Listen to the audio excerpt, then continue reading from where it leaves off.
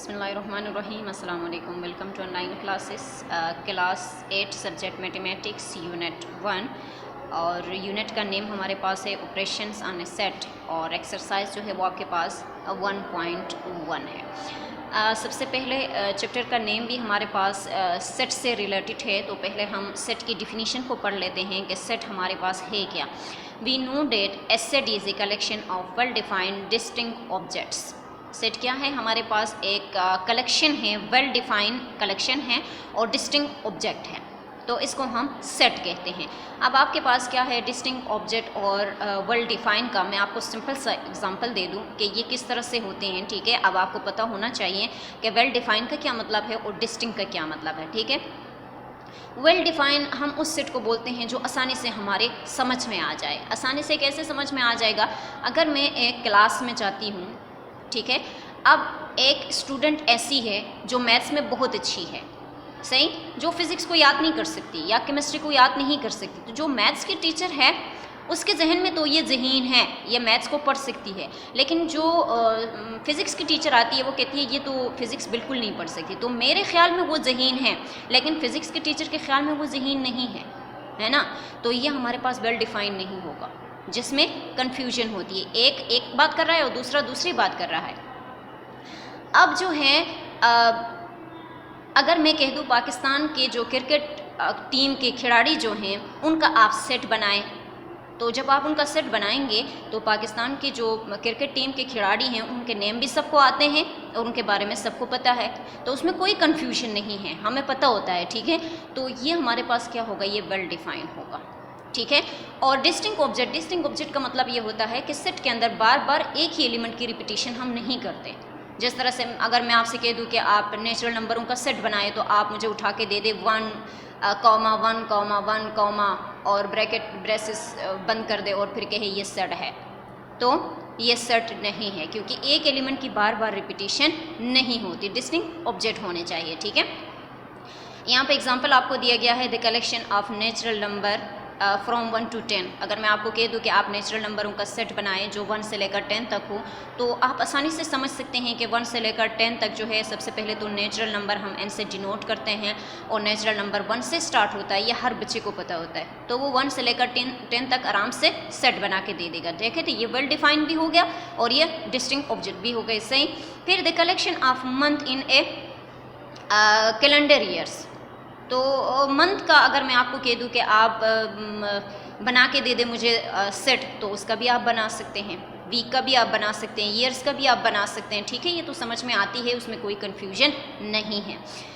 अब हम आ जाते हैं कुछ सेट्स होते हैं हमारे पास, तो आपके जहन में ये भी आ रहा होगा कि किस किस तरह के एलिमेंट को और कौन कौन से एलिमेंट की हम सेट बना सकते हैं।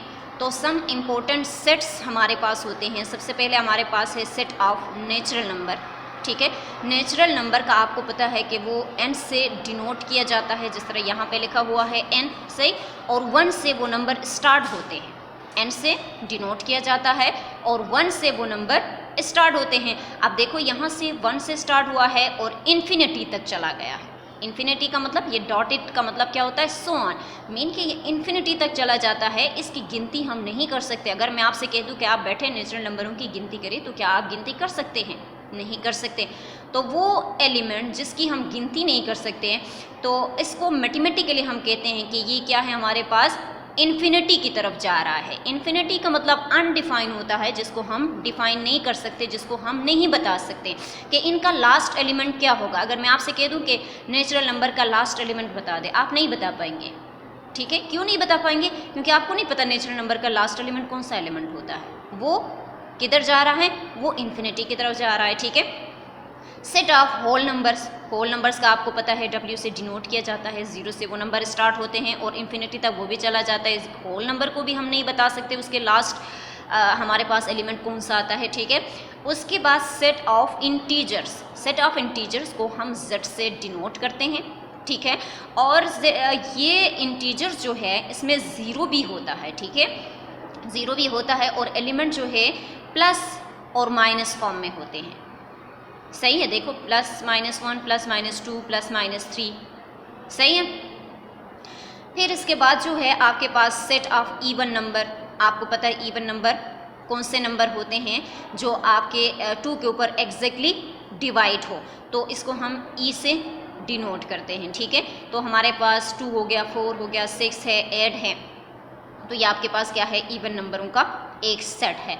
इसके बाद सेट ऑफ ऑड नंबर, आपको पता है ऑड नंबर भी होता है integer which is not exactly divisible by 2, जो 2 के ऊपर एग्जैक्टली डिवाइड नहीं होते। एग्जैक्टली डिविजिबल का मतलब क्या होता है, इसके रिमाइंडर में कुछ ना कुछ बच जाता है, रिमाइंडर 0 नहीं आता, ठीक है। जब हम उसको 2 के ऊपर डिवाइड करेंगे तो उसके रिमाइंडर में कोई ना कोई एलिमेंट रह जाएगा, उसके रिमाइंडर 0 नहीं आएगा, तो उसे हम क्या कहते हैं, ऑड नंबर कहते हैं। और ऑड नंबर को हम ओ से डिनोट करते हैं, ठीक है।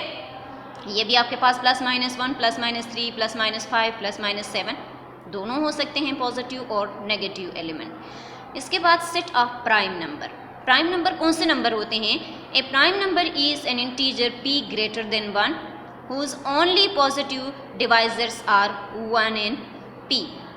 सही है, आपके पास प्राइम नंबर कौन से नंबर होते हैं, वो नंबर होते हैं जो खुद के ऊपर डिवाइड हो और सिर्फ 1 के ऊपर डिवाइड हो। सही, तो यहाँ पे आप ज़रा देखिए 2 को, 2 जो है वो 1 के ऊपर डिवाइड होता है, 1 के टेबल में आता है और 2 के टेबल में आता है, और किसी टेबल में हमारे पास नहीं आता, ठीक है। 3, 5, 7, 11 ये ऐसे एलिमेंट हैं, इसको हम प्राइम नंबर को p से डिनोट करते हैं। इसके बाद set of rational number, rational number हमारे पास p बाई q के फॉर्म में एलिमेंट होते हैं, p बाई q के फॉर्म में, लेकिन यहाँ पे कह रही है कि q नॉट इक्वल टू 0। ये जो एलिमेंट, ये जो नोटेशन यहाँ दिया गया है कि q बिलोंग टू z, इसका क्या मतलब है, बिलोंग, बिलोंग का मतलब क्या होता है, ताल्लुक़ रखना। तो इसका मतलब ये है कि q जो है वो z के साथ उसका ताल्लुक़ है। z के साथ ताल्लुक़ होने का क्या मतलब है कि z तो इंटीजर है, तो इसका मतलब ये है कि जो q है वो हमारे पास कोई इंटीजर नंबर है, ठीक है। लेकिन यहाँ पे आपके पास कंडीशन लगाई है कि q नॉट इक्वल टू 0, कि q हमारे पास 0 नहीं होना चाहिए। लेकिन आपने देखा कि आपके पास इंटीजर जो है उसमें 0 तो है, आपने देखा ना आपके पास 0 है, लेकिन यहाँ पे कह रही है कि इसके q जो है ये p बाई q के फॉर्म में जो एलिमेंट आ जाएंगे, इसके डिनोमिनेटर में जो q आता है वो 0 नहीं होना चाहिए। ये पाबंदी क्यों लगाई, क्योंकि जब हम डिनोमिनेटर में 0 डालेंगे तो जिस एलिमेंट के डिनोमिनेटर में 0 आता है वो अनडिफाइन हो जाता है। अनडिफाइन का मतलब क्या है, उसको हम नहीं समझते, वो इन्फिनिटी बन जाता है, और इन्फिनिटी को कोई नहीं समझता कि ये क्या है, ठीक है। और जिस चीज़ को हम समझते नहीं हैं उसको हम सोल्व ही नहीं कर सकते, ठीक है। मैथमेटिकली वो क्या हो जाता है, वो अनडिफाइन हो जाता है। इस वजह से यहाँ पे क्या कहा है कि q नॉट इक्वल टू 0, कि हमारे पास डिनोमिनेटर जो है वो 0 के इक्वल नहीं आना चाहिए, ठीक है। 0 के अलावा कोई भी एलिमेंट हो सकता है। सपोज़ आपके पास रेशनल नंबर में अगर आपको कह दूँ कि आप मुझे बताएं रेशनल नंबर, तो आप बता सकते हैं 1/2, 1/3, 3/4, 5/6, 7/8। देखिए p बाई q के फॉर्म में है, लेकिन डिनोमिनेटर में 0 नहीं। अब आप मुझे ये नहीं कह सकते 1/0, अगर आप 1/0 कहेंगे तो ये p बाई q के फॉर्म में तो है, लेकिन जो पाबंदी इसने लगाई है कि q नॉट इक्वल टू 0, तो वो तो q 0 आ गया है, तो वो हमारे पास क्या होगा, वो हमारे पास रेशनल नंबर नहीं होगा, वो अनडिफाइन हो जाएगा, उसको हम सॉल्व नहीं कर सकते। तो हमारे पास मैथमेटिकली हमारे पास यहाँ पे इतने सारे सेट्स हैं जिसके हम सेट्स बना सकते हैं। जितने नंबर्स हमारे पास हैं, जैसा नेचुरल नंबर है, ऑड नंबर है, इवन नंबर है, होल नंबर्स हैं, इंटीजर्स हैं, तो इनके हम सेट बना सकते हैं, ठीक है। अब हमारे पास है सबसेट। सही, पहले तो सेट आ गया, अब आते हैं सबसेट की तरफ। क्वेश्चन नंबर 1 जो है वो आपके पास सेट सबसेट, इसके ऊपर हम काम करेंगे क्वेश्चन नंबर 1 में। तो पहले हम समझेंगे कि हमारे पास सेट क्या है, सबसेट क्या है, कौन कौन से सेट बन सकते हैं, इसके बाद हम क्वेश्चन सॉल्व कर सकते हैं, ठीक है। अब हम सबसेट की तरफ आते हैं। Let A is a subset B if every element of set A is an element of set B। अब हम सबसेट किस तरह से बनाएंगे, सही है। फॉर एग्जांपल देखो यहाँ पे एग्जांपल दिया है, A सेट में आपके पास 3 एलिमेंट हैं, सही। B सेट में आपके पास देखिए आपके पास 5 एलिमेंट हैं, 1 2 4, 5 एंड 6। अब यहाँ पे देखें, every element of set A is present in set B, so set A is subset of B. तो इसको हम इस तरीके से डिनोट करते हैं कि ए सबसेट ऑफ बी। आसान अल्फाज में मैं अगर आपको बता दूं, सेट और सबसेट में डिफरेंस क्या होता है। सबसेट छोटा सेट होता है, सेट बड़ा सेट होता है। ठीक है, अब यहाँ पे देखिए, ये बड़ा सेट है और ये छोटा सेट है। सेट बी के हर एलिमेंट सेट ए में मौजूद है कि नहीं। देखिए 1 भी है, 2 भी है, 4 भी है और इसके अलावा भी 2 एलिमेंट इसके पास हैं। तो इसका मतलब है ये बड़ा सेट है। ठीक है, और इस सेट बी का हर एलिमेंट सेट ए में मौजूद है, लेकिन इसके बावजूद सेट बी बड़ा है। तो इसका मतलब है कि सेट ए जो है वो सेट बी का सबसेट है, यानी सेट ए छोटा सेट है और सेट बी बड़ा सेट है। तो बड़ा सेट को हम सेट बोलते हैं और छोटे सेट को हम क्या बोलते हैं, सबसेट बोलते हैं। ठीक है, इसके बाद हमारे पास है प्रॉपर सबसेट। अब प्रॉपर सबसेट क्या भला है, ये हम किस तरीके से पढ़ते हैं। ठीक है, तो हमारे पास क्या है, let A is said to be proper subset of B if A is the subset of set B and at least one element of set B is not included in set A। ठीक है, आपको क्या बताया जा रहा है कि अगर आपके पास एक सेट है जिसका नाम A है, उसको हम तब प्रॉपर सबसेट कहेंगे B सेट का अगर हमारे पास सेट A के if set A is the subset of set B। अब हमारे पास सेट A सेट B का सबसेट कब बनेगा, प्रॉपर सबसेट, जब हमारे पास देखिए and at least one element of set B is not included in set A. Set B में कोई एक एलिमेंट ऐसा होगा जो सेट बी में मौजूद नहीं होगा। 2 सेट आपके पास आ गए, एक सेट ए है, एक सेट बी है। अब सेट ए को सेट बी का प्रॉपर सबसेट कहना है तो कैसे हम शो करेंगे, हम देखेंगे कि हमारे पास सेट बी में कोई ना कोई एलिमेंट ऐसा हो जो सेट बी में मौजूद सेट ए में मौजूद ना हो, not included in set A. For example, अब यहाँ पे ए को देखिए, ए में आपके पास एक्स वाई जेड है, बी में देखिए V W X Y Z, then A is a proper subset. अब ए जो है वो प्रॉपर सबसेट है सेट बी का एंड उसको हम यूं डिनोट करते हैं। प्रॉपर सबसेट की क्या डिफिनीशन हो गई कि आपके पास कोई भी 2 सेट होंगे, एक को हम सेट ए कहते हैं, दूसरे को हम सेट बी कहते हैं। सही है, सेट बी में कोई एक एलिमेंट तो ऐसा होगा जो सेट ए में मौजूद नहीं होगा, तो हम सेट ए को सेट बी का प्रॉपर सबसेट कहेंगे। समझ आ गई। थर्ड हमारे पास क्या है, इम्प्रॉपर सबसेट। इम्प्रॉपर सबसेट की डिफिनीशन क्या है, if A is subset of B, अगर ए बी का सबसेट है। सबसेट की डिफिनीशन आपको याद है ना, सबसेट का क्या मतलब होता है, छोटा सेट। तो यहाँ पे देखिए if A is subset of B, तो इसका मतलब है ए छोटा सेट है और बी बड़ा सेट है। And A equal to B, या वो इसका सबसेट है इफ़ अगर A is subset of B and A equal to B, ये दोनों एक दूसरे के सबसेट भी हैं और इक्वल भी हैं, then A is called improper subset of B. तो फिर हम क्या कहेंगे कि ये दोनों क्या हैं, आपस में इम्प्रॉपर सबसेट हैं। एग्जाम्पल देखिए, इफ़ ए में आपके पास कितने एलिमेंट हैं, 2, 4 एंड 6, बी में कितने एलिमेंट हैं, 2, 4 एंड 6। देखिए सेट ए का हर एलिमेंट सेट बी में मौजूद है, दोनों इक्वल हैं कि नहीं है। तो फिर ऐसे सेट को हम क्या कहते हैं, प्रॉपर इम्प्रॉपर सेट कहते हैं। ठीक है, इम्प्रॉपर सबसेट ऑफ बी, यानी ए और बी कोई भी 2 सेट हो, सेट ए के हर एलिमेंट सेट बी में मौजूद हो, वो आपस में इक्वल हो, तो ऐसे सेट को हम क्या कहते हैं, इम्प्रॉपर सबसेट कहते हैं। ठीक है, इसके बाद हम एक्सरसाइज की तरफ आते हैं। एक्सरसाइज हमारे पास है एक्सरसाइज 1.1। क्वेश्चन नंबर 1 है आपके पास, how many subset can be made of the following sets, find these subset also indicate proper and improper subset. अब आपको समझ आ गई सबसेट क्या है, समझ आ गई सेट्स क्या हैं। और सबसेट्स क्या हैं, सेट्स क्या हैं, प्रॉपर सेट्स क्या हैं और इम्प्रॉपर सबसेट्स क्या हैं, ये आपने डिफिनीशन में पढ़ लिया है। ठीक है, अब हम इससे रिलेटेड क्वेश्चन सॉल्व करेंगे।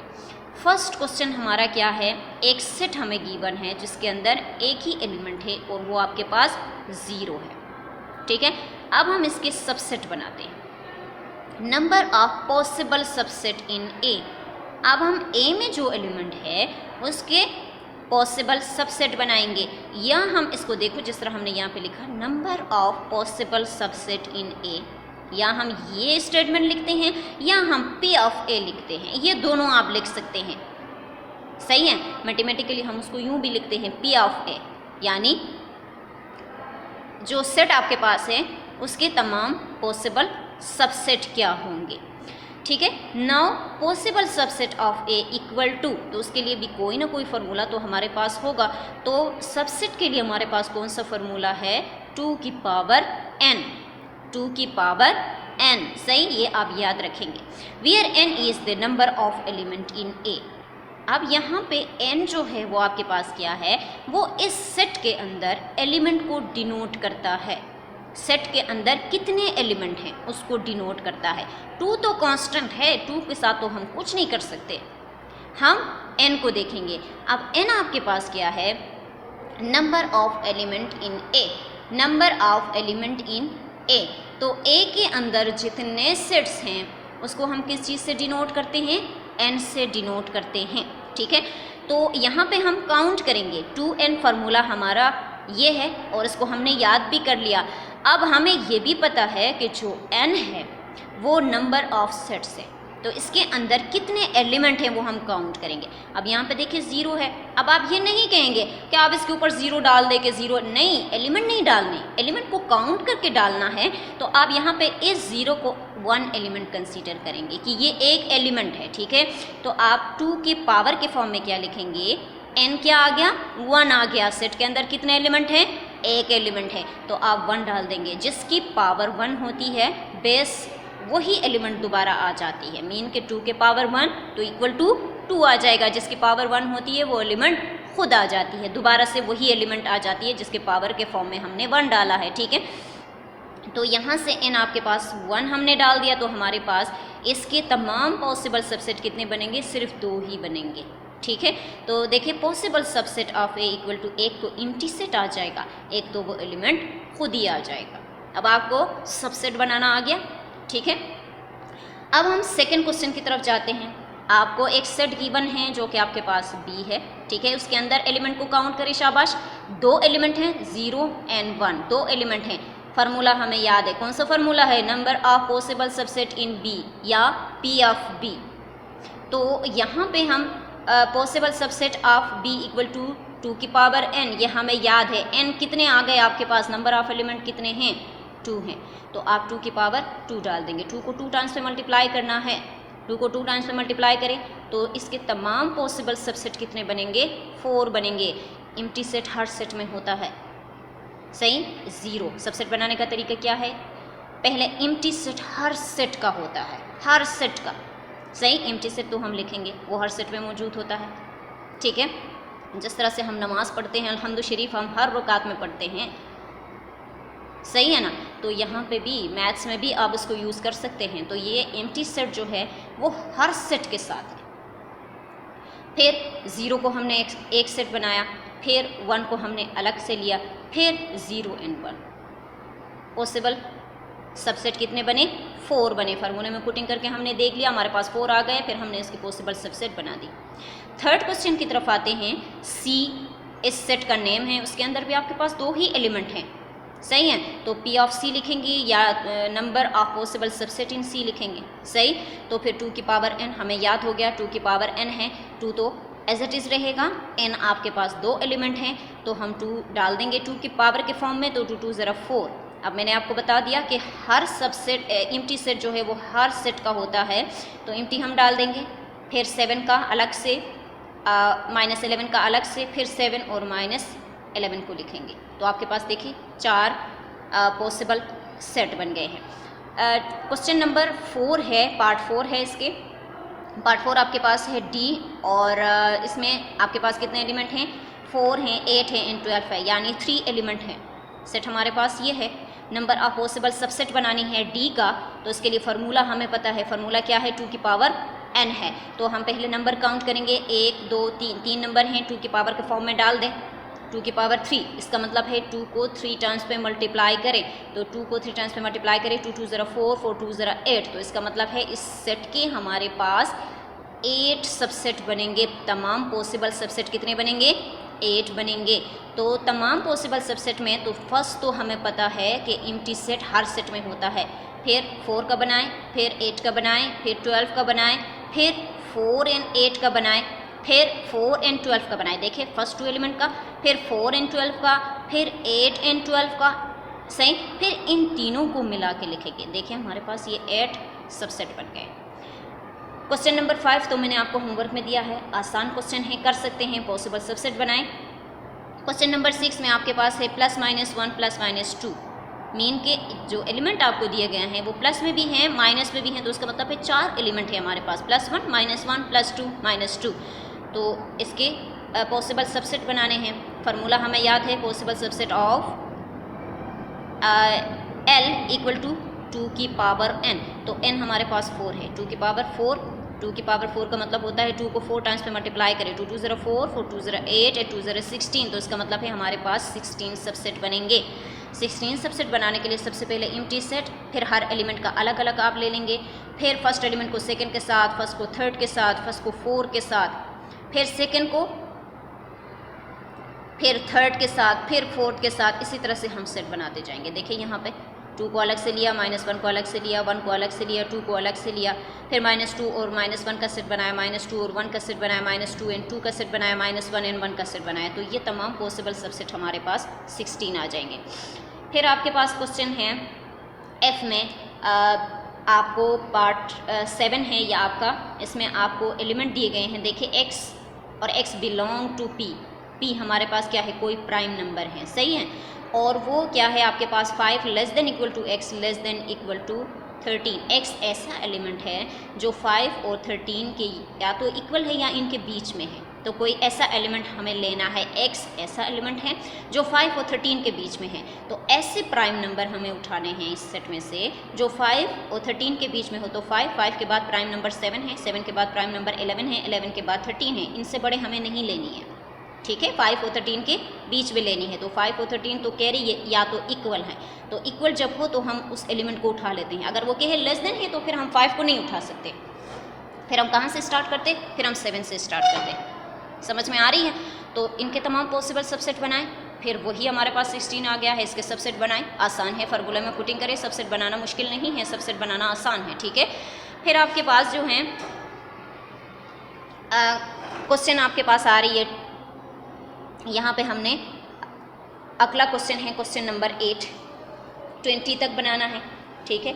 f आपको दिया गया है, x ऐसा एलिमेंट है जो 12 और 20 के बीच में है। इवन नंबर हमें ऐसे इवन नंबर उठाने हैं जो 12 और 20 के बीच में हो। तो 12 और 20 के बीच में कौन कौन से होते हैं, 14, 16 और 18 है कि नहीं। 3 एलिमेंट हमारे पास आ जाएंगे। इसके तमाम पॉसिबल सबसेट बनाएं तो आपके पास यही पॉसिबल सबसेट आ जाएंगे।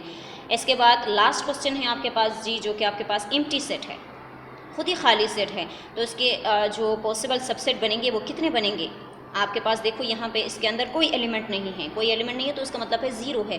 तो हम यहाँ पे 0 डाल देंगे। जब 0 होगा तो 1 कंसीडर होगा। समझ में आ रही है। जब 0 होगा तो क्या होगा, 1 कंसीडर होगा, और जब कुछ नहीं होगा तो 0 कंसीडर होगा। तो हम जिस एलिमेंट के पावर 0 होता है वो हमेशा 1 के इक्वल आता है, ये याद रखेंगे। आप 1000 के ऊपर पावर 0 लेंगे तो वो किसके इक्वल आ जाएगा, 1 के इक्वल आ जाएगा। आप 100 के ऊपर 0 पावर ले लेंगे तो वो किसके इक्वल आ जाएगा, 1 के इक्वल आ जाएगा। आप जिस एलिमेंट के पावर 0 लेंगे वो हमेशा 1 के इक्वल आता है, ठीक है। यहाँ पे मैंने लिख भी दिया, समझ में आ रही है। तो इसके तमाम पॉसिबल सबसेट जो है वो एक ही बनेगा, जो कि आपके पास एम्प्टी सेट है, ठीक है बच्चे। क्वेश्चन नंबर 5 मैंने होमवर्क में दिया हुआ है, वो आप घर में कर